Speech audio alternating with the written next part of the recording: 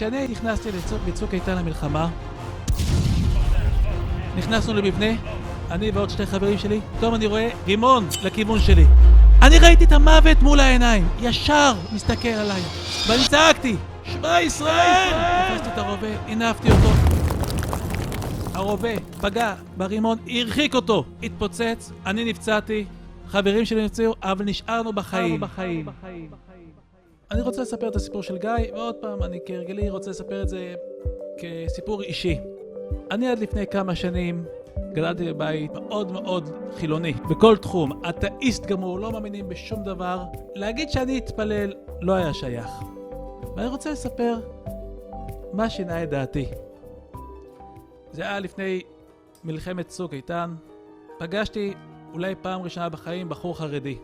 יוסי קראו לו. והתחלנו להתווכח. אני מבחינתי כאתאיסט גמור, מה שהוא דיבר היה נשמע לי מופקע, הזוי, חשוך, פרימיטיבי. והוא ממשיך להתווכח.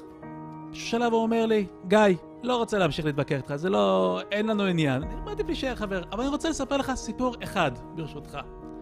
היה בעבר אדם בשם מוטלה בראום. היה חבר כנסת כקצין, צעיר, לפני שהוא היה חבר כנסת, לפני הכל.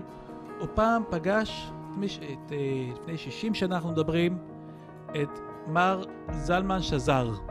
מי שהיה שר החינוך הראשון במדינת ישראל, לימים נשיא מדינת ישראל השלישי, אם אינני טועה. ושלמה שזר סיפר לו שכשהוא היה ילד, בחור צעיר ברוסיה, יום אחד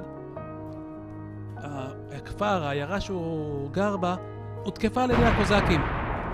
עכשיו יריות, אש, בלגן, והוא ברח. באמצע הדרך הוא בונה, שלמה שזר מספר, פניתי לבורא עולם, ביקשתי, אבא תעזור. אחרי שהכל נגמר, שלמה שזר מספר לי, למה התפללתי? נכון, גדלתי בבית חסידי, בית של רבנים, משפחה מסורתית, חרדית, משפחה חב"דניקית, אבל אני כבר החלטתי שזהו, לא מאמין בהכל. למה כשהייתי בלחץ חזרתי להתפלל? מספר מורלה, עצרתי אותו, אדון זלמן שזר היקר. אתה גדלת בבית שלימדו אותך להתפלל. אתה החלטת שאתה לא רוצה, אבל אני, יש לי תלונה עליך.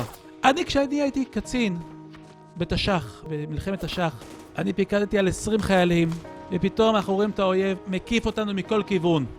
ולא ידעתי מה לעושים, לא ידעתי. והדבר היחיד שהיה לי לעשות זה לפנות לאבא שבשמיים, ואני לא ידעתי איך עושים את זה.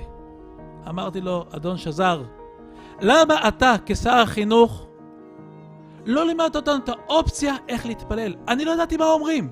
ואז יוסי פונה אליי, אומר לי, גיא, אני לא רוצה לריב איתך. אתה שומע את הסיפור הזה? אני לא רוצה שתגיע לא לסיטואציה של מורלה ולא לסיטואציה של אדון שזר. אבל אם תגיע, אני רוצה שיהיה לך משהו, תפילה אחת שאתה תדע. אמרתי, מה אכפת לי? יאללה, נגמור איתו. הוא אומר לי, למד אותי להגיד שמע ישראל. לא התייחסתי לזה. בסדר, לימד אותי להגיד שמע ישראל. אבל כשאני נכנסתי לצוק איתן למלחמה,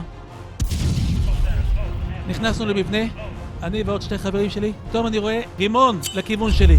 אני ראיתי את המוות מול העיניים, ישר מסתכל עליי, ואני צעקתי, שמע ישראל! תפסתי את הרובה, הנפתי אותו. הרובה פגע ברימון, הרחיק אותו, התפוצץ, אני נפצעתי, חברים שלי נפצעו, אבל נשארנו בחיים. ואני חושב שהכל זה בזכות מה שיוסי לימד אותי. בזכות התפילה. מאז אני מאמין בכוח של התפילה.